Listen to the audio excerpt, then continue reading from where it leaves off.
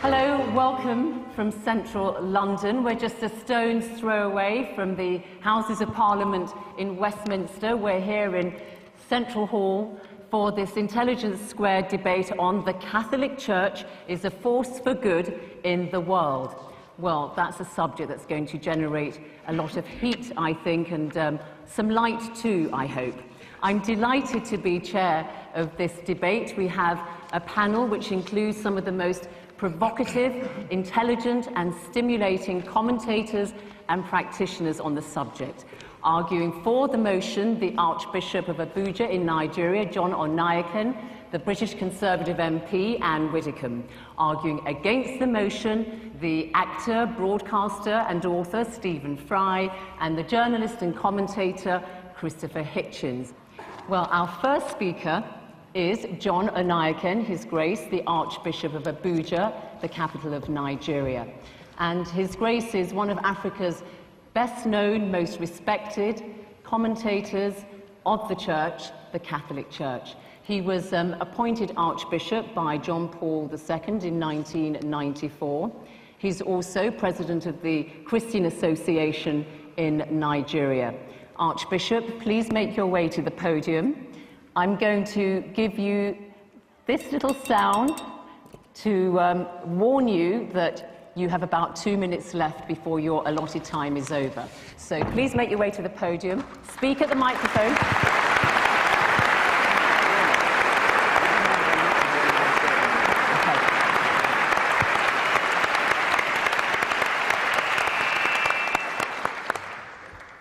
I thank Zainab very much for this a wonderful introduction. I see her face so often in BBC. It's nice to see her live. Friends, I certainly must say I'm grateful to be here for this occasion, and I thank Nick Pisani, our friend, for bringing me here. Not only for bringing me to this occasion, but for giving me the opportunity to speak on this topic, because for me it's more than a matter of debate, because that's what my life is all about. If I didn't believe that the Catholic Church is a force for good, I would not devote my whole life to precisely working in that institution, hoping that I am involved in something that is good for the whole world. And I believe that this conviction is not without reason, and I hope that before my 12 minutes is over, I would have given enough reasons for it. You see, for me, to be a Catholic is a gift of God, but a gift that I received through my parents. My parents, permit me to digress a bit, they were the first generation of Christians in my village. And my father really believed strongly. He went beyond the wonderful traditions of our traditional religion and embraced the Christian faith because he saw in it something better. Not because he didn't like our religion, but he saw something better. And he remained faithful to that to the very end until he died at 91. Now, I'm 65 years old, and I've made my own journey too along this line. And so far, with no regrets. On the contrary, I'm daily, every day, more convinced that the Catholic Church is a force for good in the world. Let me proceed by trying to unpack some of the major elements in this topic. Let me start with the word church, the Catholic Church. Obviously, it means many things to many people, but I think as an archbishop, I should be in a position to say what it does mean, especially to us Catholics. Yes, the Catholic Church is an institution, and some people say it is perhaps the best organized institution in the world, but that's not really the essence of our church. We should go beyond the institution, and for us, the church is first and foremost a community of believers. And this is a community of believers that is spread all over the world. made up of all kinds of people. And the institution itself, as well as those whom we normally consider church people, people dressed up like me, for example, we are there only because of that huge community of people who claim, who are Catholics. I'm stressing this so that when you are asking yourself, is the Catholic Church a force for good in the world? Don't look at me, don't look at Benedict XVI, look at the Catholics all over the world. Wherever there is a Catholic, there is the Catholic Church. This is the church that we are talking about in this debate. You meet them, you meet Catholics all over, wherever you are.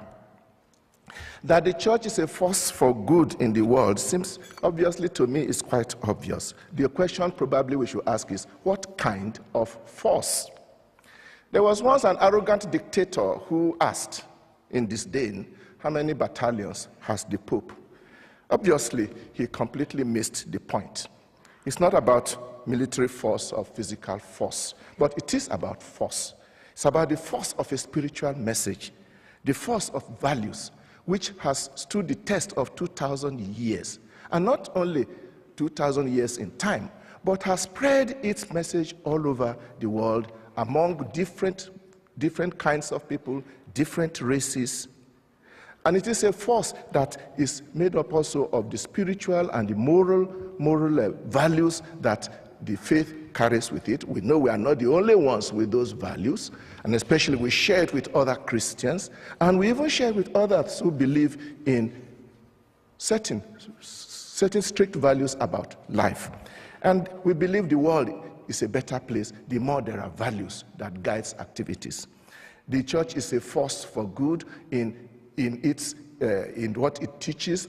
And I want to refer especially recently, our Pope wrote out an encyclical letter, which is our own, a most authoritative teaching in a document he called Caritas in Veritate, meaning charity in the truth. And there he not only analyzed the problems of injustice in our world, but actually came out with very interesting guidelines to assist the world to come out of its present confusion, if they would only listen. We must also not forget the sheer weight of the number of Catholics. I have checked the statistics, and we are told that now we have about 1.2 billion Catholics all over the world, out of a population of 6.6 billion, 17.3%. And these are young, these are made up of all categories of people, young and old, women and men, peasant farmers and high-tech professionals, simple citizens, and even heads of states and world leaders. This is the great army that is a great force for good in the world. And whatever they are doing, we consider it as being done largely also as a result of the spirit that guides them. Let's come further to a more concrete area of the kind of things that the Catholic Church does all over the world, the network of initiatives that the Church is engaged in, especially in the area of social welfare and development, which people like me, from where I come from, are constantly in touch with what the Church is doing. Independent statistics have shown that the Catholic Church is doing far more than its numbers and its population would probably suggest. The action of the Church is most significant in communities that are reduced to poverty and misery by human neglect and sometimes by hostile environments, whether it be schools, or hospitals, clinics, refugee camps, HIV and AIDS. In all these areas, if you go to those places, in those circumstances, and ask them, they will tell you that the Catholic Church is a force for good for them and a force for good for the world. Talking of statistics, I spoke recently with the Director General of UNAIDS, which is the United Nations Agency for HIV and AIDS, and he said that 26% of the health institutions in the world directly involved with the treatment of HIV and AIDS are run by the Catholic Church.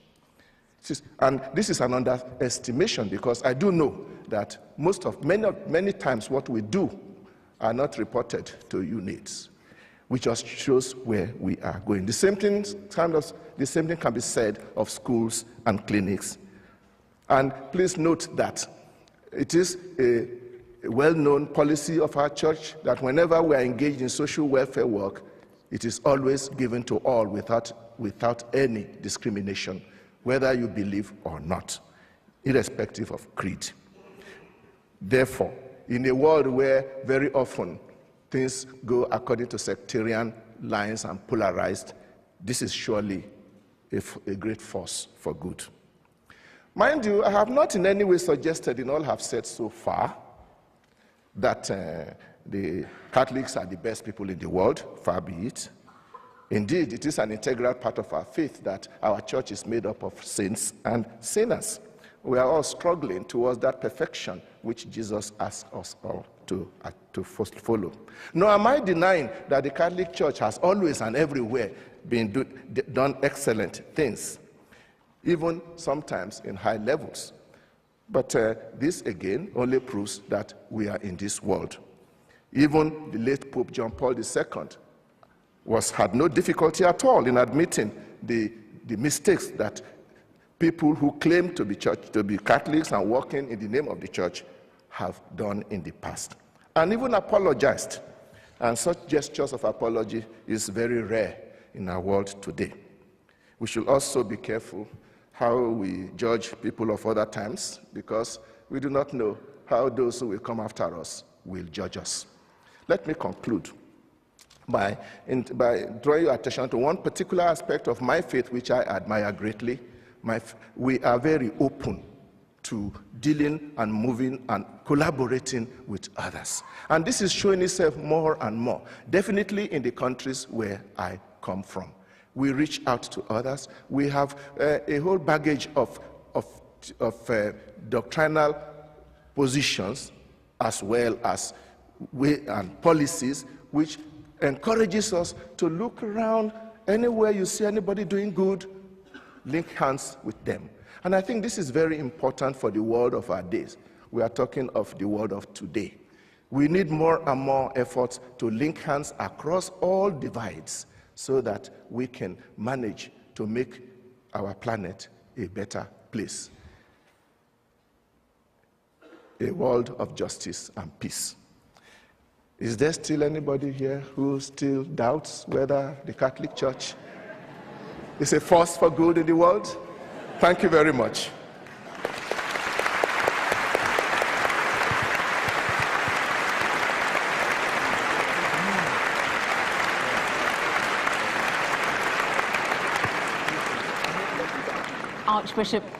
Archbishop, thank you. And you were admirable in your timing. I didn't have to do this at all to tell you that you were coming to the end of your time.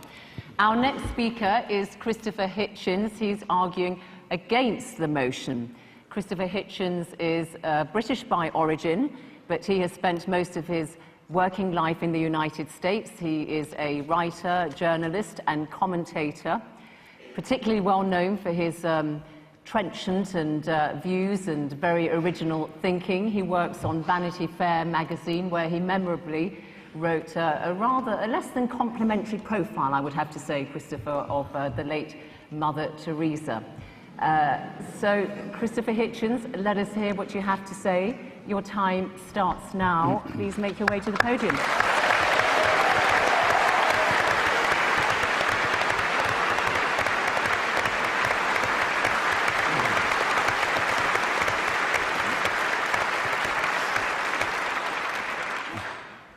Well, Your Grace, ladies and gentlemen, brothers and sisters, and Zainab, who did something that I almost never have had experience before, paid a compliment to my shirt before we came on tonight, which I was able to return by pointing to hers, which you're feasting your eyes on now, and saying, I once saw Norman St. John Stevas, now Lord Stevas of Fawley, wearing a shirt just like that on the television.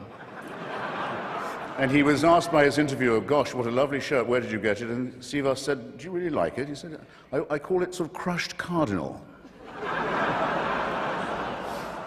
I might add, in the spirit of fraternity, which I'm sure will inform this entire soiree, that the mere existence of Lord Stevas of Fawley is testimony to the breadth of the church. Now, I'm sorry, though, to have to begin by disagreeing with His grace. If you're going to be a serious grown-up person and appear to defend the Catholic Church in public in front of an educated and literate audience, you simply have to start by making a great number of heartfelt apologies and requests for contrition and forgiveness. Now, you might ask,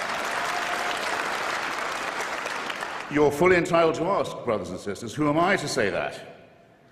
Well, in the Jubilee Millennium year of 2000, the Vatican spokesman, Bishop Piero Marini, said, explaining a whole sermon of apology given by His Holiness the Pope, that was supposed to cover the entire history of the Church in its Jubilee year, that, I'll quote Bishop Marini directly, he said, "Given the number of sins we've committed in the course of 20 centuries, reference to them must necessarily be rather summary." Well, I think Bishop Marini had that just about right. I'll have to be summary too, but I think he said just about the least of it. His Holiness on that occasion, it was March the 12th, 2000, if you wish to look it up, begged forgiveness for, among some other things, the Crusades, the Inquisition, the persecution of the Jewish people, injustice towards women, that's half the human race right there, and the forced conversion of indigenous peoples, especially in South America. And that followed a whole series of preceding apologies, or apologies, I would say, of a kind, made by the late Pope John Paul, who, it troubles me not at all to say, was a very impressive and serious human being.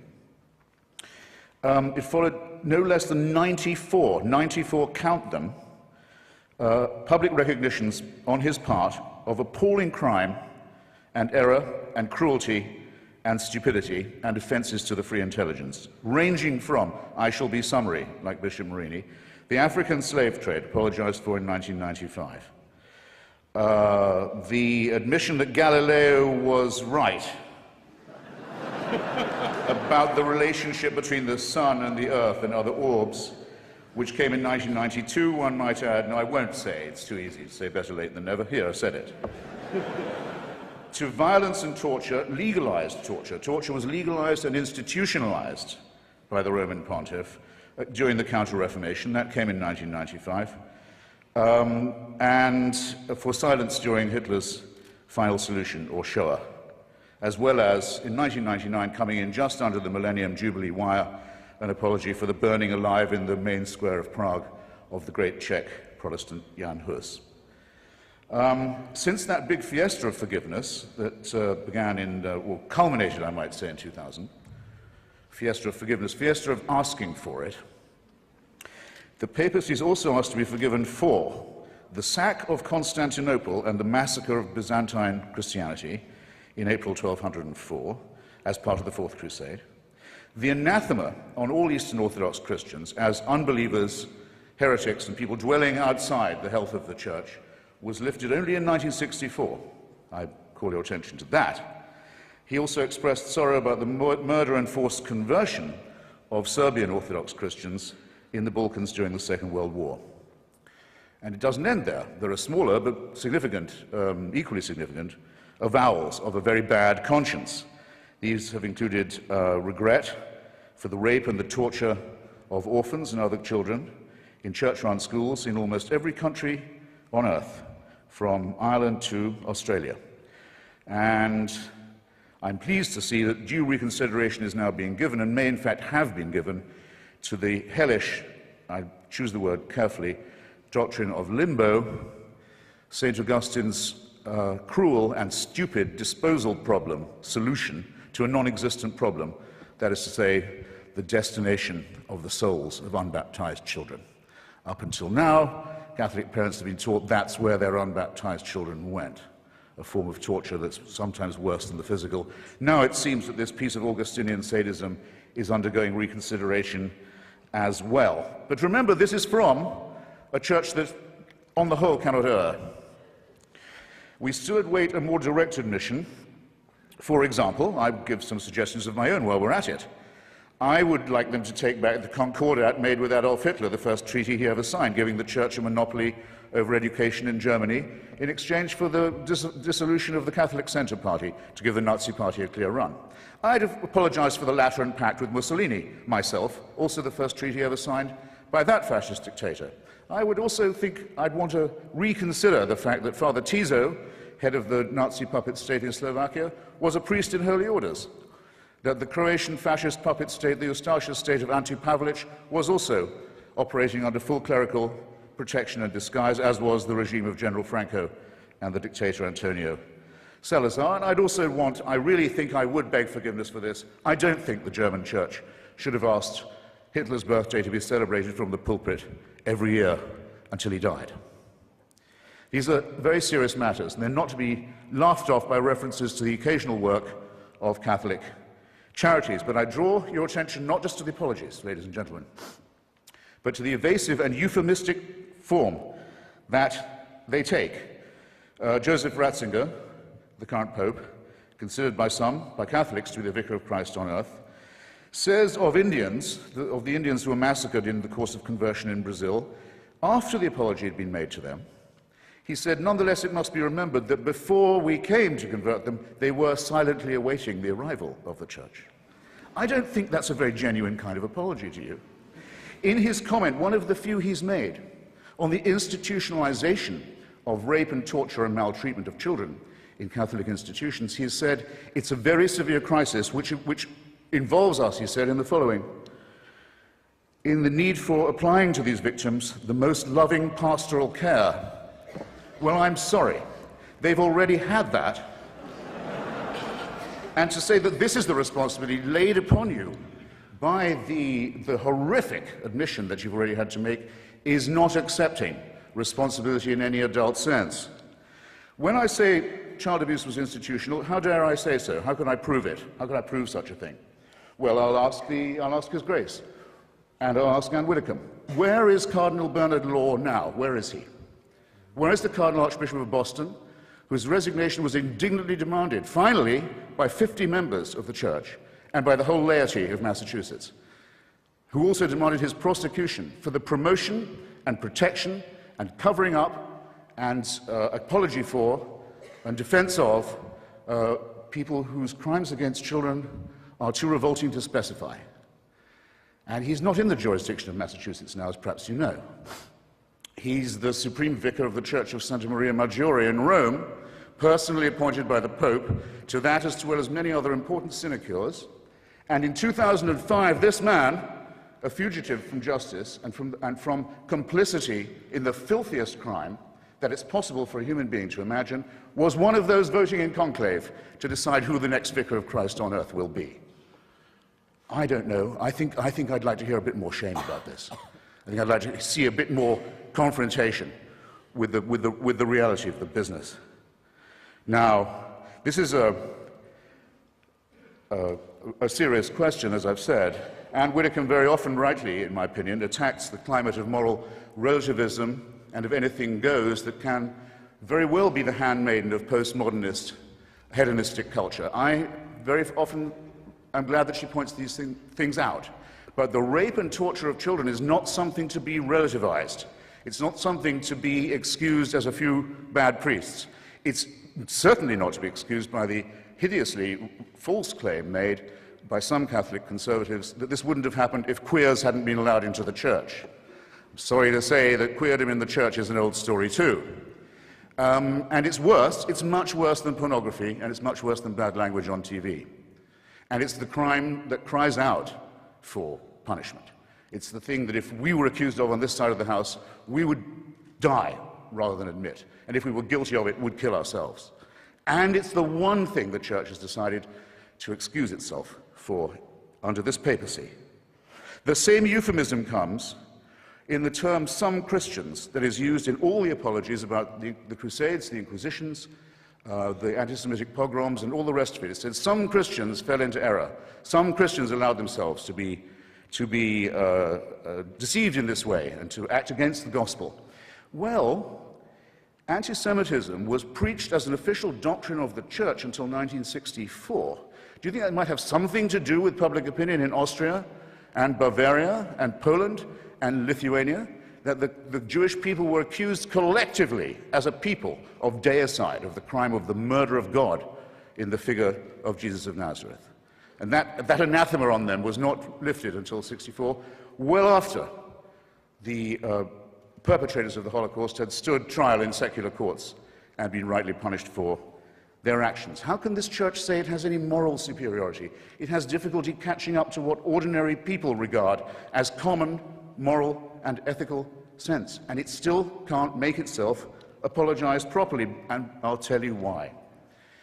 Because, and I'll quote again from the encyclicals, it is said of the Crusades, of the complicity with the Holocaust, of the political and diplomatic alliance with fascism, of all of these things, it is said, well, violence was committed, but I'll stress this, I'll underline it, I'll quote directly, in the service of the truth. So how is an apology possible?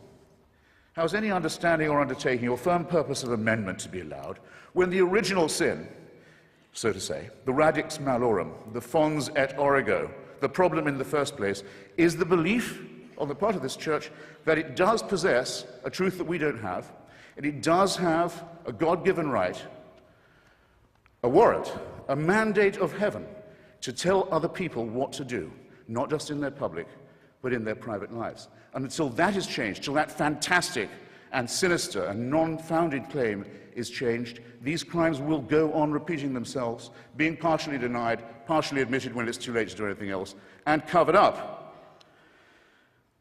Behind all these crimes and miseries is the denial of what we on this side of the House affirm, which is that the only little candle of hope that our species does possess, our poor, bare, forked, primate, mammalian species, of whom you have two such splendid examples on this side of the House and not bad on the other tonight, is the unfettered intelligence, the method of free inquiry in philosophy and in science, and the refusal to admit that any one person can tell you not to do that. It's the one thing I might say, I think, is, if not sacrosanct or sacred, is, shall we say, essential. And the Church has always stood and still stands against it. Now, in the little time remaining to me, I'll just propose a few more apologies that we might hope to hear in the immediate future. Because there'll come a time when the Church will issue apologies and explanations and half-baked appeals for forgiveness for things it's still doing. The readmission as a bishop of Roger Williamson, a member of Marcel Lefebvre's fanatical, hysterical breakaway sect, so-called Society of St. Pius X. Roger Williamson, found hiding in a reactionary, quasi-fascistic establishment in Argentina, has long been a believer that, I'll put this shortly, that the Holocaust did not occur, but the Jews did kill Christ. In other words, genocide no, deicide yes. He was quite rightly excommunicated some years ago, along with several other members of his ratbag organization. But Joseph Ratzinger's invited him back into the communion because to him, having this man, this liar, this fraud, this racist, in the church is more important because it's church unity than the things that he said and done and continues to stand for. Is this not a crying scandal? I think that there will be an apology for what happened in Rwanda, the most Catholic country in Africa, one of the most Catholic countries in the world, where priests and nuns and bishops are on trial for inciting from their pulpits and on the church's radio stations and newspapers the massacre of their brothers and sisters. And the papacy was silent on this appalling occasion, and everyone in Rwanda knows it. And there hasn't yet been a properly written apology for that disgrace. Staying in Africa, I think it will one day be admitted with shame that it might have been in error to say that AIDS is bad as a disease, very bad, but not quite as bad as condoms are bad, or not as immoral in the same way.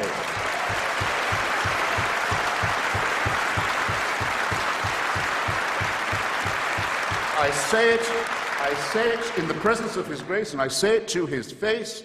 The preachings of His church are responsible for the death and suffering and misery of millions of his brother and sister Africans, and he should apologize for it. He should show some shame.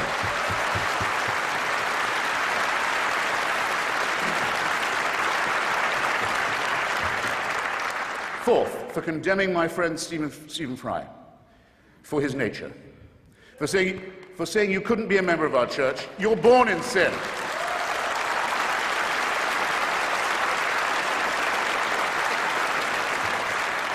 There's a revolting piece of casuistry that's sometimes offered on this point. Yeah, we hate the sin only. We love the sinner.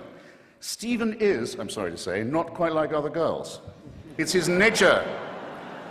Actually, he is like other girls in that he's, when I last checked, absolutely boy mad. He's not being condemned for what he does, he's being condemned for what he is. You're a child made in the image of God. Oh, no, you're not. You're a faggot. And you can't join your church and you can't go to heaven. This is disgraceful. It's inhuman. It's obscene. And it comes from a clutch of hysterical, sinister virgins who've already betrayed their charge in the children of their own church. For shame, for shame. And finally, under this Pope, as if it wasn't bad enough, to try and restore the Latin Mass to gratify the mad, fascistic followers of Archbishop Lefebvre, but to begin again to offer remission of sin, as Bishop Ratzinger, the Pope, I'll call him the Pope for heaven's sake, wants to do. If you come to a Catholic youth festival in Sydney, Australia, where I just was, you'll get a certain remission from purgatory or hell. It may be temporary. If you come a lot and you give a lot, you'll get possibly permanent remission from the eternal punishment that they don't know any more about than you and I do. This is the sale of indulgences blatantly, openly. It's the same temptation that was offered to those who set off on that fourth crusade that's just been apologized for, and killed all the Jews of Europe on their way, sacked Byzantine Christianity when they got to Constantinople, and then went on to massacre the Arabs and Muslims. They were offered paradise if they died committing these terrible crimes against humanity. But if you see what I mean, therefore, the stimulus to crime, the impetus to crime, the belief in certainty, the belief that a divine warrant entitles you to do whatever you like, is the sin that must be cancelled, that must be annealed, that must somehow be apologized for. Now, I don't wish any. That's perfect timing. I don't wish any ill on any fellow primate or mammal of mine, even if this primate or mammal claims to be a primate in possession of a secret that's denied to me. I can forgive even that, because I live in a country where their reign doesn't run, their writ doesn't apply, and they can't burn me and silence me and censor me any more than they can tell my wife that she can't use contraception, or any more than they can really tell Stephen that he's a beast. So I don't at all look forward to the death of Joseph Ratzinger. I don't. Or any other pope, not really, except for one tiny reason which I ought to confess and share with you. When he dies, there's quite a long interval till the conclave can meet. Maybe Cardinal Law will still be on it, to pick another pope. Sometimes it goes on for months till they get the white smoke. And for that whole time, that whole interval, it's a delicious, lucid interlude, there isn't anyone on earth who claims to be infallible. Isn't that nice? All I want to propose in closing is this, that if the human species is to rise to the full height that's demanded by its dignity and by its intelligence, we must all of us move to a state of affairs where that condition is permanent. And I think we should get on with it. Okay, thank you for having me.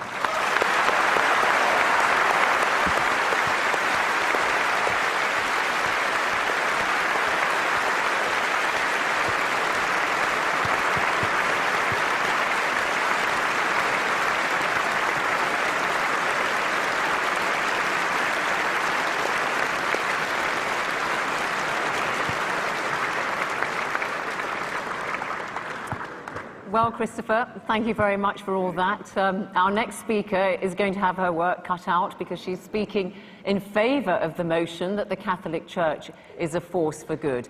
The Conservative MP and former government minister, Anne Widdecombe, she's as well known for her religious views as for her politics. If you recall, she left the Church of England in 1992 in a blaze of publicity when it allowed the ordination of women priests. The following year, she converted to Catholicism and has become one of the most vocal and staunchest defenders of the Catholic Church since then. Anne Widdecombe, the floor is yours. Thank you.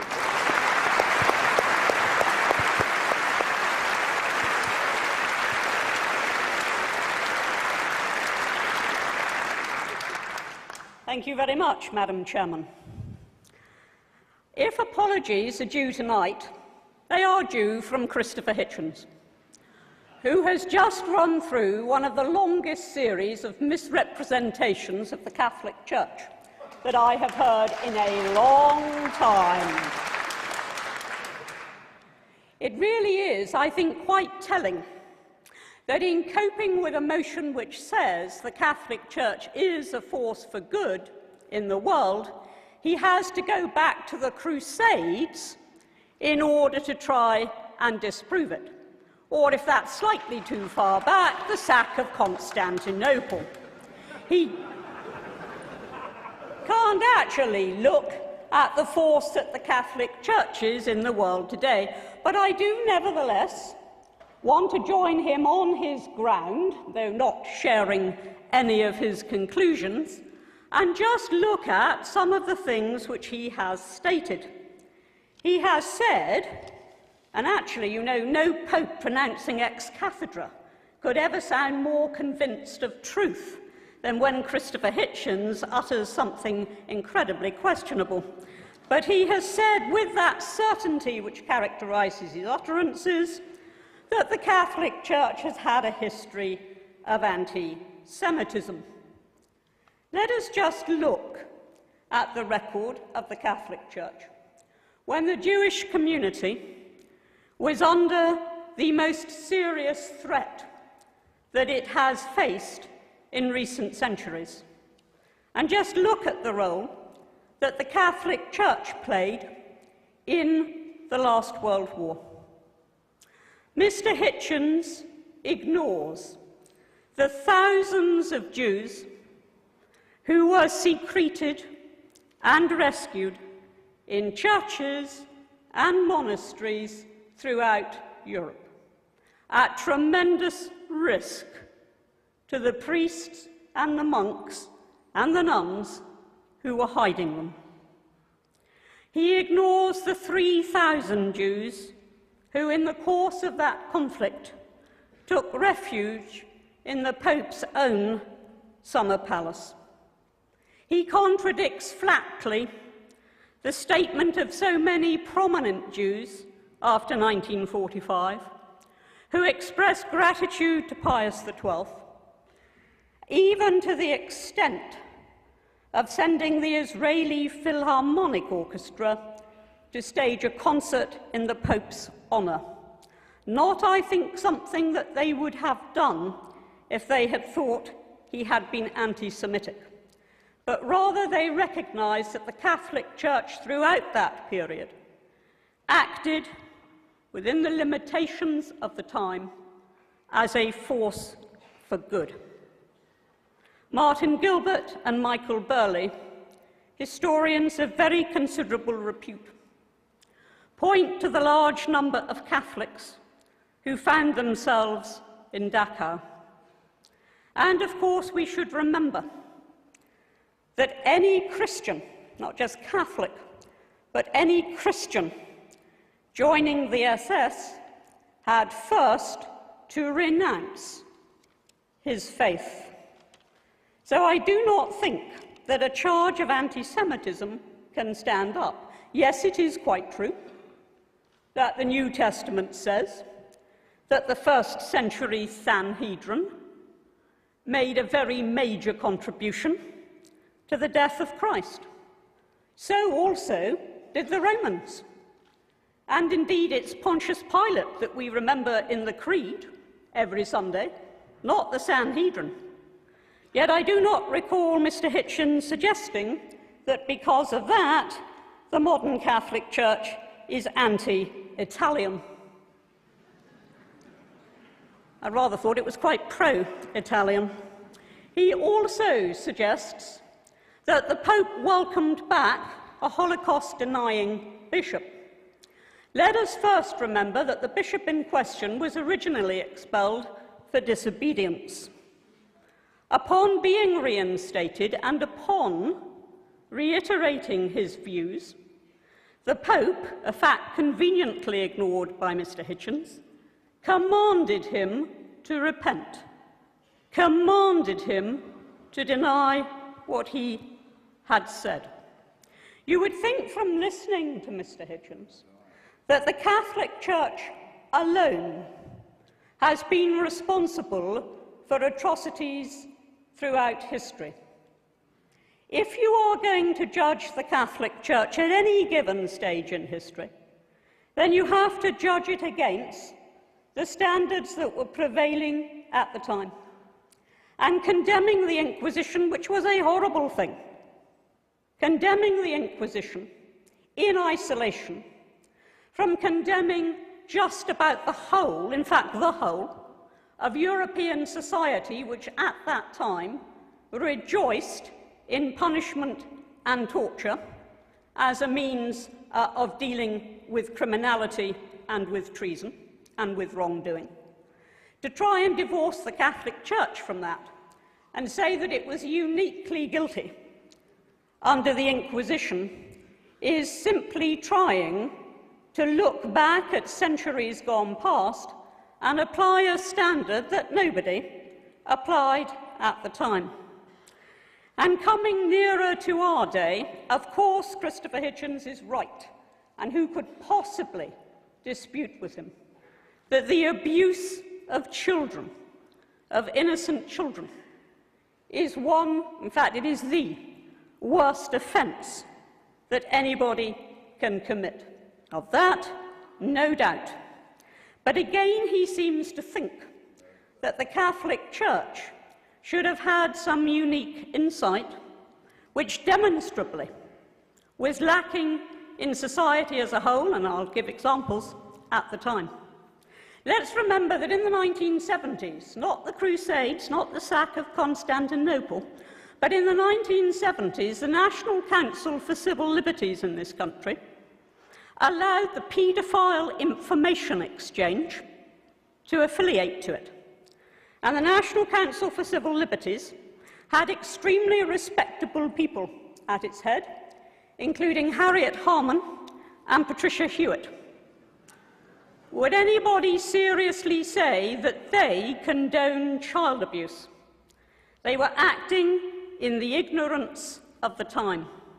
Magistrates at that time, magistrates, some didn't even get before judges sometimes, magistrates were awarding a few months in prison for that heinous crime. I myself, in the 1980s, trained as a Samaritan.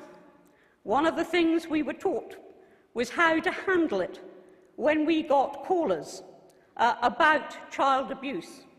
We were not taught then, because they didn't know, that actually there was no way that somebody who abused would simply stop.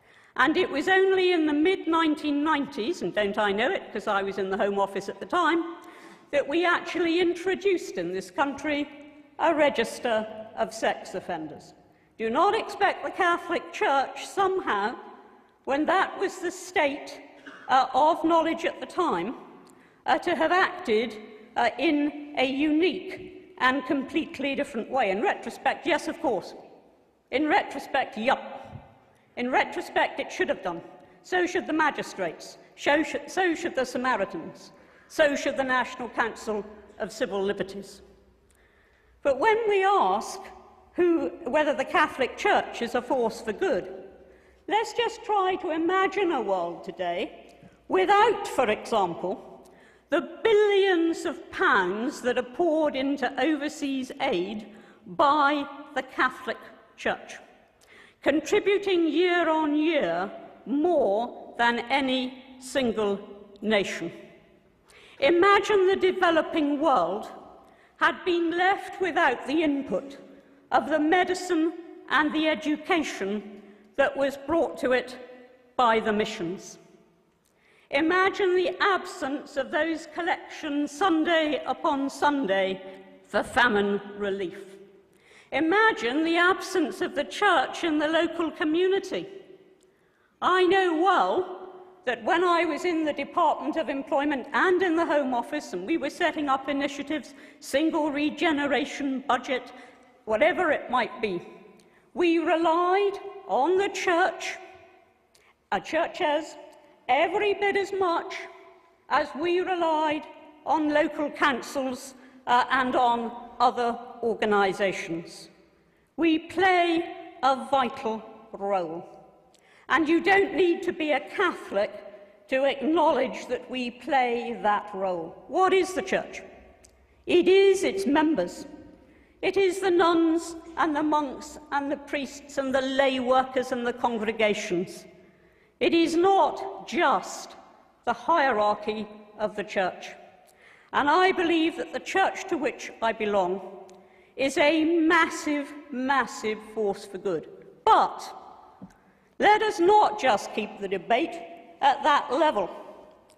I knew somehow that when we were here tonight, we would be discussing child abuse and condoms. They came in the end. I almost thought we were going to get through an entire speech without condoms from Christopher Hitchens, but we got them at the end. If he has a creed, it would be, I believe in condoms. So, but that is not what the Catholic Church is about. It isn't only about the physical relief of the poor. It isn't only about the work it does on earth, but it is the message that it preaches. And that message is one of hope. That message is one of salvation. And it is all very well for some people in their intellectual arrogance to say, we can do without that. But actually, billions of people across the world live by that message of hope and of salvation. They try to live by the commandments and also by the interpretation of those commandments by Christ. Yeah, sometimes they fail. Sometimes their leaders fail. Human beings do fail. But overwhelmingly, I say to you tonight with no apology or whatever, that a world without the Catholic Church would be poorer, would be more hopeless, and would be a worse place in which to live.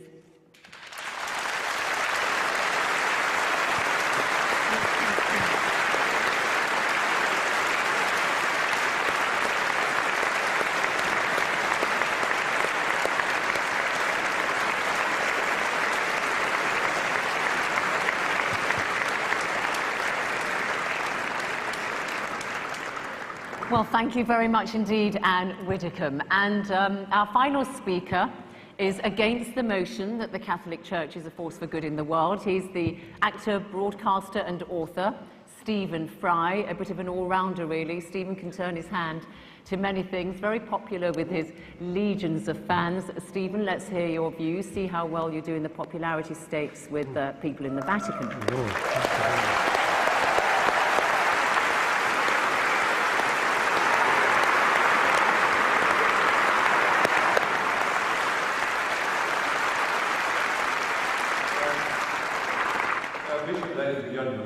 There are occasions, as Gwendolen remarked, in The Importance of Being Earnest, when it becomes more than a moral duty to speak one's mind, it becomes a pleasure. And this is one such occasion with my trusty Hitch by my side. I am very proud to be here, but also very nervous, very worried. I've been nervous all day, and the reason I've been nervous is quite simple, and that is that this motion matters to me. It matters to me greatly. It's not a joke, it's not a game, it's not just a debate. I genuinely believe that the Catholic Church is not, to put it at its mildest, a force for good in the world. And therefore it is important for me to try and marshal my facts as well I can to explain why I think that. But I want first of all to say that I have no quarrel, no argument, and I wish to express no contempt for individual devout and pious members of that Church. They are welcome to their sacraments, they're welcome to their reliquaries and to their Blessed Virgin Mary. They're welcome to their faith, to the importance they place in it, to the comfort and the joy that they receive from it. All of that is absolutely fine by me. It would be impertinent and wrong of me to express any antagonism towards any individual who wishes to find salvation in whatever form they wish to express it. That, to me, is sacrosanct as much as any article of faith is sacrosanct to anyone of any church or any faith in the world. It's very important. It's also very important to me, as it happens, that I have my own beliefs. They are a belief in the Enlightenment, they are a belief in the eternal adventure of trying to discover moral truth in the world. Discover. It's a terribly important word to which we might return. It's a fight, it's an empirical fight. It's one that was begun in the middle of the last millennium. It's given the name the Enlightenment. And there is nothing, sadly, that the Catholic Church and its hierarchs likes to do more than to attack the Enlightenment. It did so at the time. Reference was made to Galileo and the fact that he was tortured for trying to explain the Copernican theory of the universe. That's history. History, as Miss Widdecombe has reminded us, is irrelevant. It's not important. All that matters now is that billions of pounds go out of this extraordinary institution to relieve the poor around the world and make the world a better place. History is of no importance whatsoever. Well, I beg to differ. History whinnies and quivers and vibrates in all of us, in this hall, in this square mile. Let's think about this square mile. I'll come back to it in a moment. But first, Christopher made mention of limbo. It seems so tedious and so silly, one of those little casuistic games that Thomists and others play. Aquinas and Augustine of Hippo both proposed this extraordinary idea that babies who were unbaptized would not know heaven. They also proposed the idea of purgatory, which doesn't exist in the Bible. There's absolutely no evidence for it. However, what an extraordinary, brilliant coup to imagine such a thing as purgatory, that a soul needs to be prayed for in order to go to heaven, in order to turn left when he enters the aeroplane of heaven and get a first-class seat. That he needs to be prayed for, and for many hundreds, indeed over 1,000 years, you'll be amazed what generous terms those prayers came at. Sometimes as little or as 2/3 of a year's salary could ensure that a dead loved one would go to heaven. And money could ensure that your baby, your dead child, your dead uncle, your dead mother could go to heaven. And if you were rich enough, you could have a chantry built, and monks would permanently sing prayers so that that existence in heaven for the child would go up and up and up until they were at the table of the Lord themselves. Now, all this is in the past and is irrelevant. I cede to Anne Widdecombe how irrelevant it is, except in one thing. This church is founded on the principle of intercession. Only through the apostolic succession, only through the laying on of hands from this Galilean carpenter, whom we can all admire, only from the laying on of hands to his apostles, to St. Peter, to the other bishops, all the way down to everyone consecrated in this room. Anyone ordained here will know they have this extraordinary power to change the molecules of wine into blood, literally, to change the molecules of paste bread into flesh, literally, and to forgive the sins of the peasants and the poor whom they routinely exploit around the planet. Only this church has this extraordinary principle that it is through these male priests, and only male priests, that this is given. It is a doctrinal fact. It is more than a doctrinal fact, it is a dogma. Extra ecclesiam nulla salus. Outside the church, there is no salvation. That is a dogma of the church that has been used to excuse all the missionary zeal, all the rape and torture of the Aztecs and the Incas, all the horrors of South America and Africa and the Philippines and the rest of the world, to which other churches and other cultures have also their guilt to admit. It's not unique to the Catholic Church, and I never said it was, and the motion doesn't say it was, or at least the opposition of the motion does not arrogate to the Catholic Church uniquely this sin. However, the particular nature of the exploitation of the poor, the vulnerable, and the young. If I were to talk to a priest now, believe me, that priest would be the most worldly, charming, self-deprecating, snobbish in a Ronald Knox, Alfred Gilby sort of way. He would be lovely. He would smoke. Gosh, how daring. He would be a sort of ha-ha-ha priest, and the superstition and the nonsense that we read about of the church It's absolute. Don't pay any attention, Stephen. Just join Farm Street or the Brompton Oratory and have a marvellous time as a Catholic, and everything is lovely and splendid. But be poor and ignorant, and my goodness me, every single detail of damnation and original sin and of any possibility of your complaining or asking to think for yourself. I said, let's think of this square mile. Just imagine in this square mile how many people were burned for reading the Bible in English. And one of the principal burners and torturers of those who tried to read the Bible in English here in London was Thomas More. You may know if you've read the novel Wolf Hall, which won the Man Booker Prize just the other day. Now, that's a long time ago. It's not relevant, except that it was only last century that Thomas More was made a saint, and it was only in the year 2000 that the last pope, the Pole, he made Thomas More the patron saint of politicians. This is a man who put people on the rack for daring to own a Bible in English. He tortured them for owning a Bible in their own language. The idea that the Catholic Church exists to disseminate the word of the Lord is nonsense. It is the only owner of the truth for the billions that it likes to boast about, because those billions are uneducated and poor, as again it likes to boast about. But they are the ones it can tell and bully and domineer. And then we come to children. Well, it's all very well to say the world didn't know better. The world had no knowledge of how dangerous a crime child abuse was. I want to read you some of the words of Ratzinger, the current Pope. Staggers me to admit that he is the head of state of a country. Incidentally, Anne Widdecombe said, "We didn't have the power of a nation state." Yes, you do. You are a nation state. Yes, I wrote it down. You mentioned that. You are a nation state.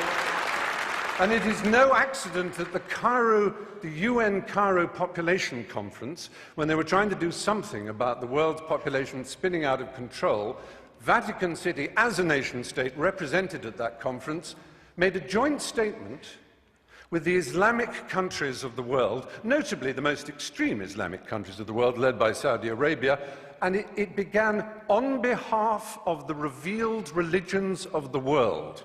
And what it did was essentially hobble and veto any possibility of women's sexual freedom in the world, because as we know, the Islamic religion and the Catholic Church have never been anything other than implacably opposed to women's choice in their own bodies and their destinies.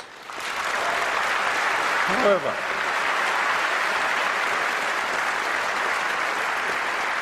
so Ratzinger in 2003 he was prefect. I'm not making this up. He was prefect of the Congregation of the Doctrine of the Faith, and it was his job to deal with the child abuse scandal that was brewing.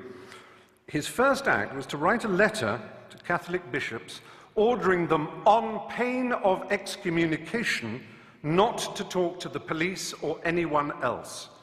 Investigations should be handled, he wrote, and I'm quoting that letter, "in the most secretive way, restrained by perpetual silence." The Mexican founder of the Legion of Christ movement, Maciel Degollado, was protected from his own catalogue of child abuse, which is horrific. "One cannot put on trial so close a friend of the Pope," said Ratzinger. When the allegations could no longer be denied, Maciel was sentenced to a life of prayer and penitence. And Ratzinger described the whole affair, and that of Bernard Law of Boston, to which my colleague also referred, as causing suffering for the Church and for me personally. He also said the answer would be to stop homosexuals from being allowed into the Church. Now, it's perhaps unfair of me as a gay man to moan that this enormous institution, which is the largest and most powerful church on earth, has over 1 billion, as they like to tell us, members, each one of whom is under strict instructions to believe the dogmas of the Church, but may wrestle with them personally, of course. It's a little hard for me to know that I am disordered, or again, to quote Ratzinger, that I'm guilty of a moral evil, simply by fulfilling my sexual destiny as I see it. It's hard for me to be told that I'm evil, because I think of myself as someone who is filled with love, whose only purpose in life was to achieve love, and who feels love for so much of nature and the world and for everything else, and who, like anybody decent and of an education, realizes that in order to achieve and receive love, it's a struggle. It's not one that needs a pope to tell you how to do it.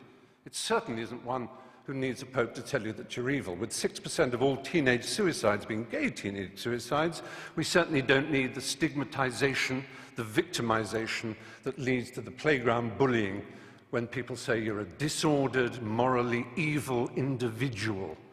That's not nice. It isn't nice.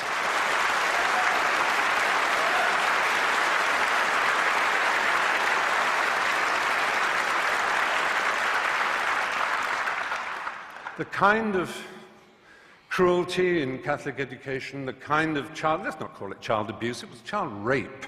The kind of child rape that went on systematically for so long. Let's imagine that we can overlook this and say it is nothing whatever to do with the structure and nature of the Catholic Church and the twisted, neurotic and hysterical way that its leaders are chosen. The celibacy, the nuns, the monks, the priesthood. This is not natural and normal, ladies and gentlemen, in 2009. It really isn't. I'm sorry. For me to be called a pervert by these extraordinarily sexually dysfunctional people, I don't think human history has ever had more.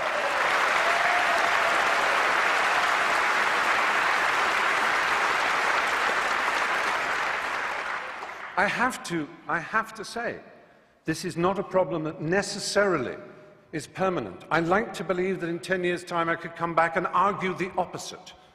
Even though I've talked about the history and the structural problems of this benighted institution, and the cruelty and the unpleasantness it has caused around the world, I have yet to approach one of the subjects dearest to my heart. I've made 3 documentary films on the subject of AIDS in Africa. My particular love is the country of Uganda. It's one of the countries I love most in the world.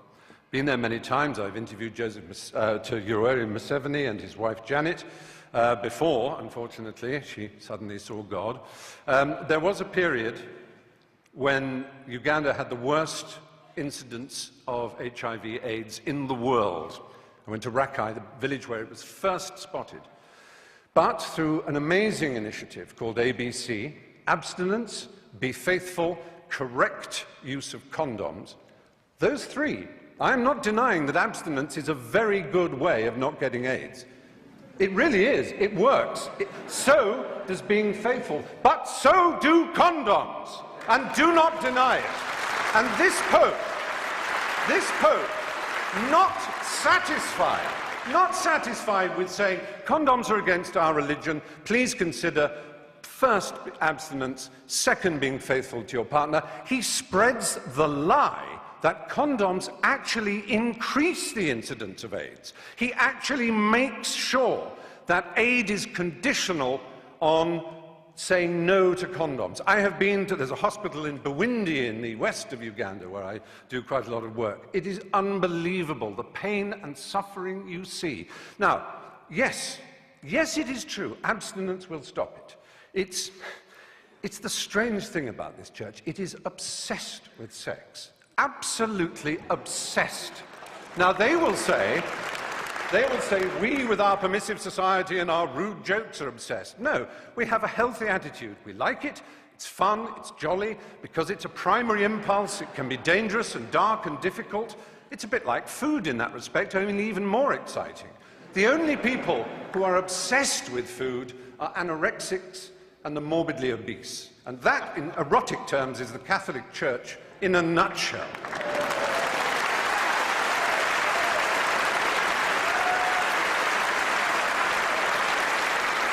So, all I want to say, really, is that we're here in the Methodist Hall. I'm not trying to argue against religion on this occasion. I'm not saying there's any... I understand the desire of anybody to seek spiritual rewards in a complex and difficult to understand world. We don't know why we're here, where we're going. We want answers. We love the idea of answers. How marvelous it would be. But there are other choices. There are Quakers. Who could possibly quarrel with a Quaker? With their pacifism, with their openness, with their ease, with their simplicity, with their refusal to tell anybody what's a dogma and what isn't, even with Methodists also. I'm not saying Protestantism is the answer against Catholicism. I am merely saying there are all kinds of ways we can search for the truth. You do not need this imperial panoply of marble and gold. Do you know who would be the last person ever to be accepted as a prince of the church? The Galilean carpenter, that Jew. They would kick him out before he tried to cross the threshold. He would be so ill at ease in the church. That simple and remarkable man, if he said the things that he was said to have said, what would he think? What would he think of St. Peter's? What would he think of the wealth and the power and the self-justification and the wheedling apologies?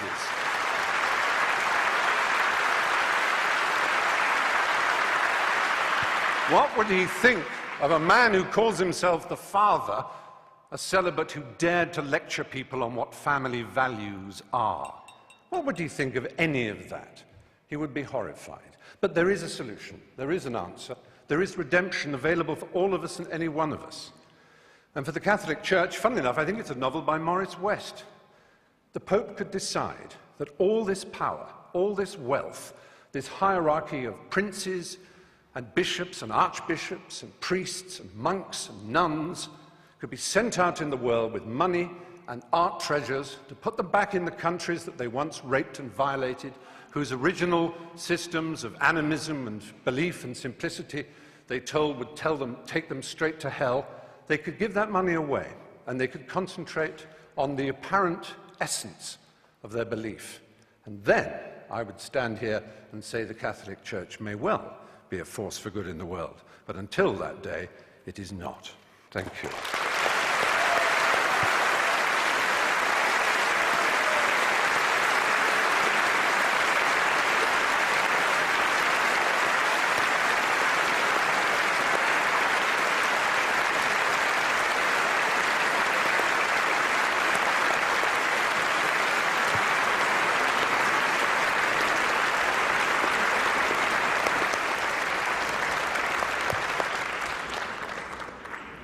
Well, Stephen Fry, thank you very much. So you've heard all our four speakers. It's going to be your turn, the audience, next. And I'll give you a couple of minutes to think about what you want to ask our panelists, any questions or comments you may wish to make. Because I'm going to give you now the result of that vote that you all gave when you were coming in here to Central Hall. And there are about 2,100 people in the auditorium today, well over that actually. And this is how you all voted. Now, probably no surprise, because you can kind of tell from the applause that we've been getting from our speakers, just perhaps where you all stand. But this is how you actually voted. The Catholic Church, the motion is the Catholic Church is a force for good in the world. In favour of the motion were 678.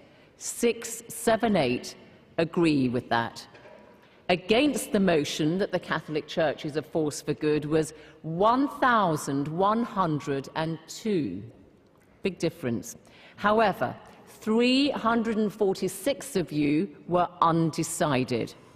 Now, I've been taxing my arithmetical abilities here, and I see that it's a difference of 424.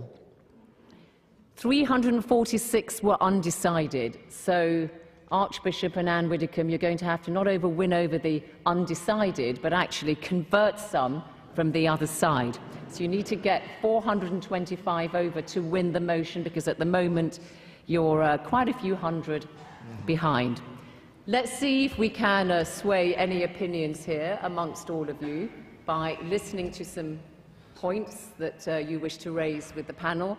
And then we're going to ask you to vote again, and I'm going to ask our speakers to make their closing statements.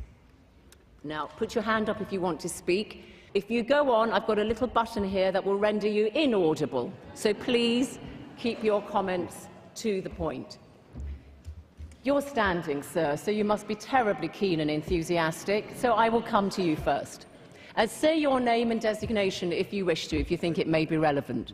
My name is Keith Wood, I'm the Executive Director of the National Secular Society, and I've just come back from the United Nations Human Rights Council in Geneva, where I put to the United Nations Human Rights Council the fact that the Holy See, its alter ego of the Catholic Church, has broken 5 articles of the United Nations Convention on the Rights of the Child.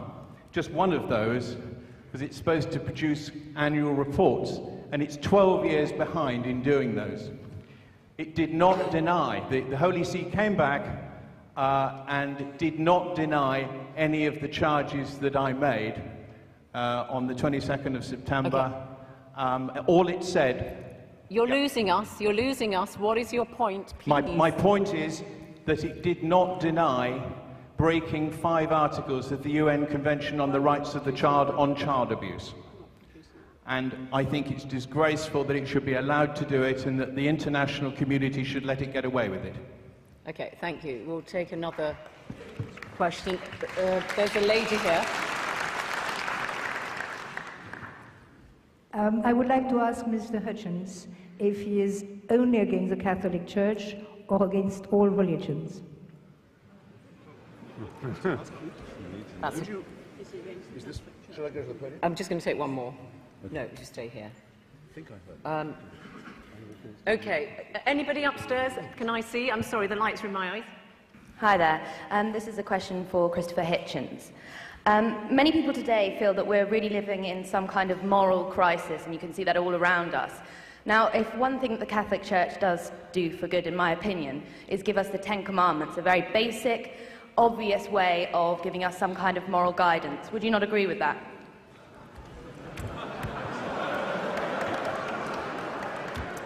Okay, well, let's just get a response here from our panel. So, 10 Commandments. Christopher Hitchens, that question was directed to you. I don't think the Catholic Church has a monopoly on the 10 Commandments, but nevertheless, is this on? It is on, just stay. Am I audible? Yeah. The lady in front began by asking me, do I reserve this condemnation only for the Holy Roman Church and not for other Catholics, for example, like Byzantine Catholics and Protestants and so on? I think they're all the same equivalent glimpses of the identical untruth. And I might use my answer to just say something about Anne Widdecombe. I knew we wouldn't get through without talk about money being given away on supposedly humanitarian projects in the Third World. You never don't get that. You never get the admission that it's done to proselytize for religion either, which my friends at Médecins Sans Frontières, Doctors Without Borders, for example, or Amnesty International don't do. They don't proselytize. They do it for the sake of their fellow creatures. But if I'm debating with a Mormon and I say, are you serious? Joseph Smith got a special revelation on plates of gold in upstate New York, and I ridicule the absurdity of the Church of Latter-day Saints, he's going to say to me, boy, you should see our missionaries in Bolivia, though. It's always the same. Are you going to grant this to Hamas? The whole claim of Hamas and Islamic Jihad in Gaza is they provide social services. Is this claim valid for them too? What nonsense. No. The proper study of mankind is man, and the proper application of humanitarianism is humanistic, in my judgment. Now, of the commandments, the first, I can't list them exactly in order, I have them in my head. The first 2 or 3 are entirely about fearing the author of the orders. Entirely about being terrified of someone who you're enjoined to love. I don't know about you, ladies and gentlemen, but the idea of compulsory love has always struck me as a bit shady, especially if you're ordered to love someone who you absolutely must fear. So the first 3 are look out for me and keep at least one day of mine where you'll be terrified full time. Wait a second. Well, it is 10 Commandments, darling. All right, yes, I know, but I do want to give the other side a chance to come in. Okay. Have you made your point there? Okay, Anne Widdecombe, 10 Commandments, firm bedrock of moral teaching.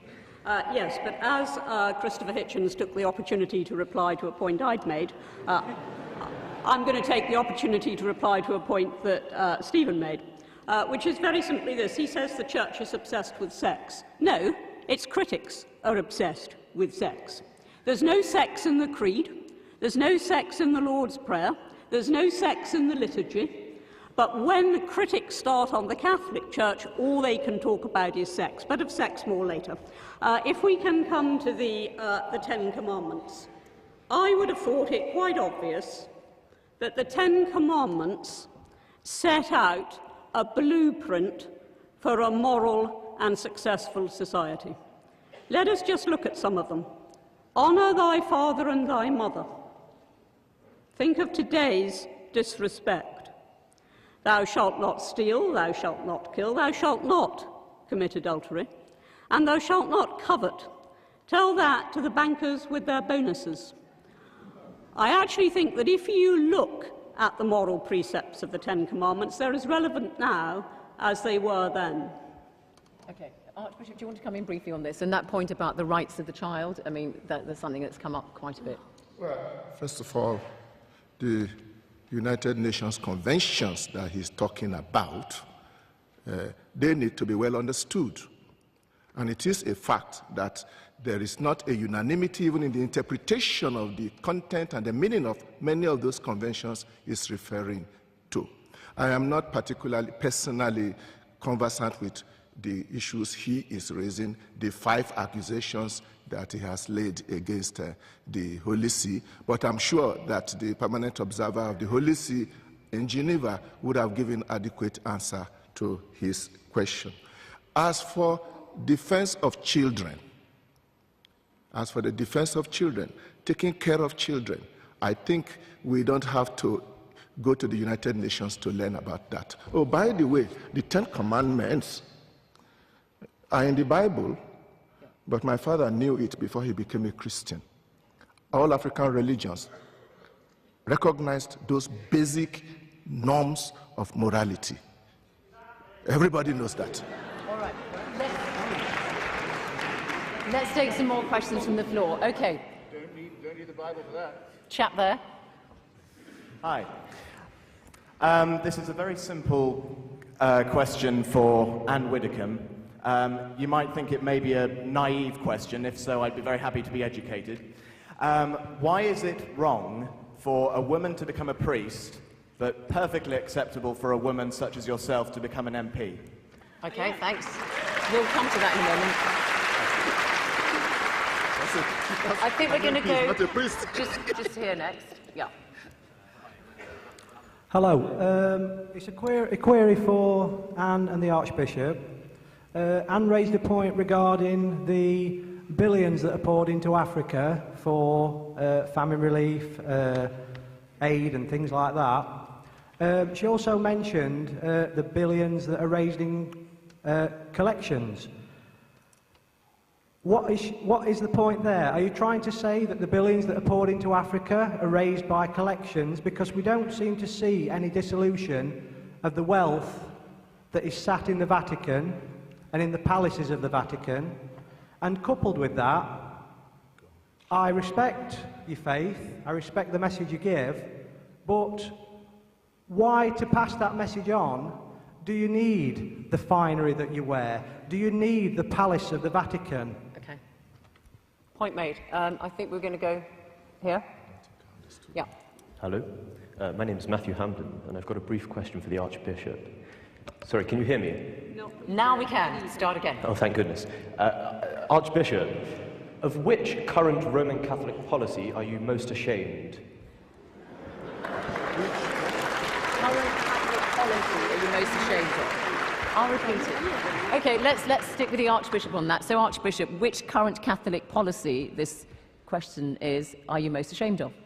I don't know whether you're serious in that question or you just want to provoke, because if all our Catholic policies are not just dreamt overnight by the Pope or anybody.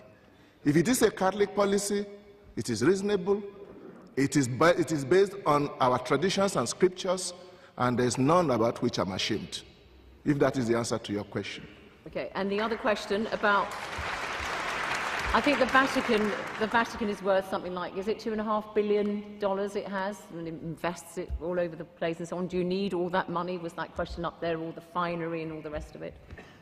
I was trying to listen, I couldn't quite get... His question was, you talked about the billions in aid that goes to Africa, dispensed by Catholic organisations one way or another, but what about the wealth of the Vatican itself? Do you need all that money? If it means that they should carry St. Peter's Basilica to Africa, that's not the answer. And I don't know what billions of that he says the Vatican has. The billions of this world, I think, are not in the Vatican. We know where they are, and they are not coming to Africa. On the contrary, Africa has been sucked dry by those people, those multinationals. They are the ones who should be bringing our money back to us.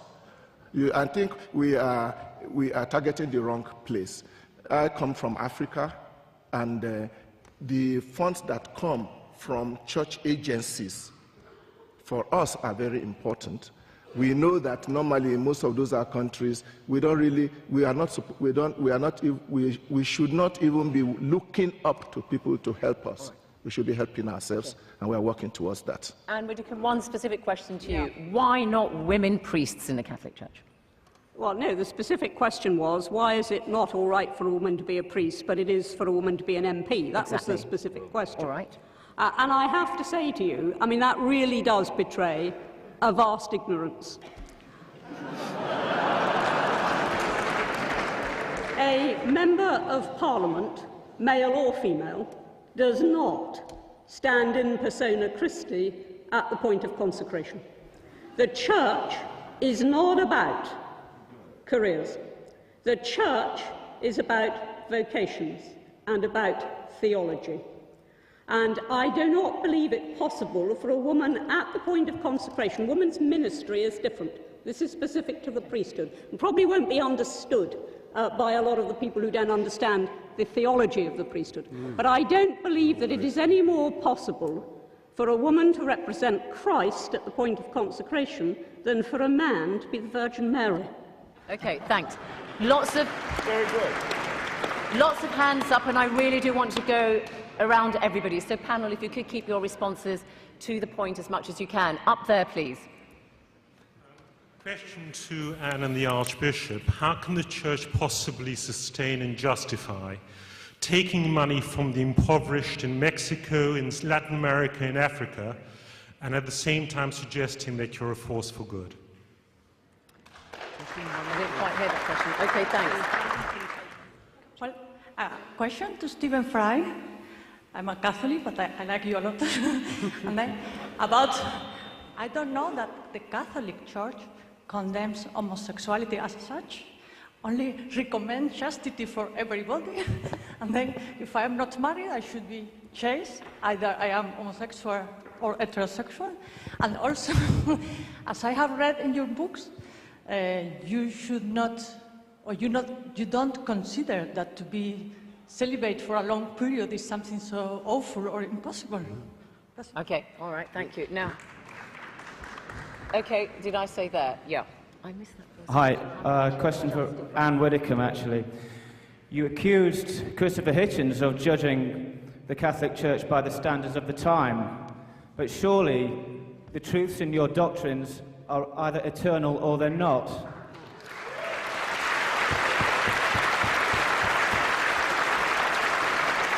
Okay. I'll just take one more there and then we'll come. Yeah, go on. Hello? My name is Jeremy Drax. I was baptised Church of England and I'm now in the Church of Rome. Of all the speakers here tonight, I endorse 100% what Stephen Fry has said. In our church, we do not reject anyone. The life of Christ was a life of service, a life of sacrifice, and a life of generosity. He did not spend it with the rich, the powerful, those with nice clothes and refinery. He spent it with the down and outs, the poor, the sick, those who were rejected by society. It is a tragic shame that a church that is founded on such fabulous principles has lost its way, in my professional view and personal view, in buildings that are arguably excessive to its requirements, with cardinals and bishops who with Christ's guidance, should be Okay. on Yeah. the shop floor Yeah. serving the people. All right. We've had this. Therefore, why is this church not leading by example and following Okay. the life of Christ? All right, thanks. You're reading a statement there. Okay, fine. Stephen Fry. Stephen Fry, the question about the Catholic Church apparently doesn't condemn homosexuality, that question asked. Well, I'm afraid it simply does. It does condemn it, yes. It calls it the official word is disorder, but it was refined by the current pontiff, Ratzinger, who called it a moral evil. But on the other hand, we must remember, as the point that was made, is that the Church is very loose on moral evils because although they try to accuse people like me who believe in the empiricism and the Enlightenment of somehow what they call moral relativism, as if it's some appalling sin, where what it actually means is thought, they, for example, thought that slavery was perfectly fine. Absolutely okay, and then they didn't. They thought until the year 2000 that a baby went to limbo, causing unbelievable distress to parents whose child died. Okay. Unbelievable distress. And then, with a wave of the hand and a stamp of a seal, it was no longer true. Something that had been eternally, or at least true for 2,000 years, suddenly wasn't. Because the truth is complicated. It's hard. And what is the point of the Catholic Church if it says, oh, well, we couldn't know better because nobody else did? Then what are you for? Okay.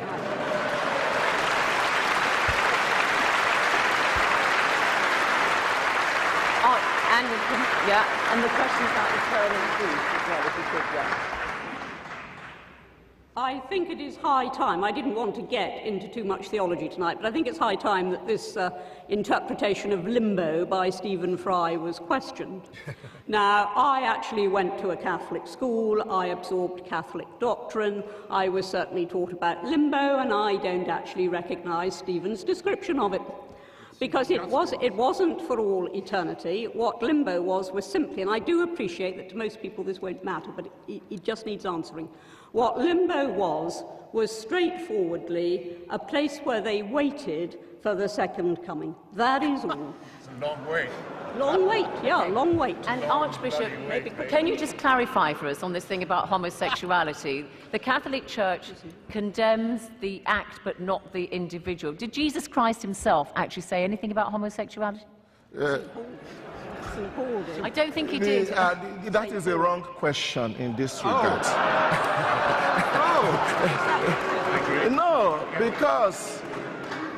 Because we are not aware about homosexuality, the morality of homosexuality being a matter that drew the attention of Jesus.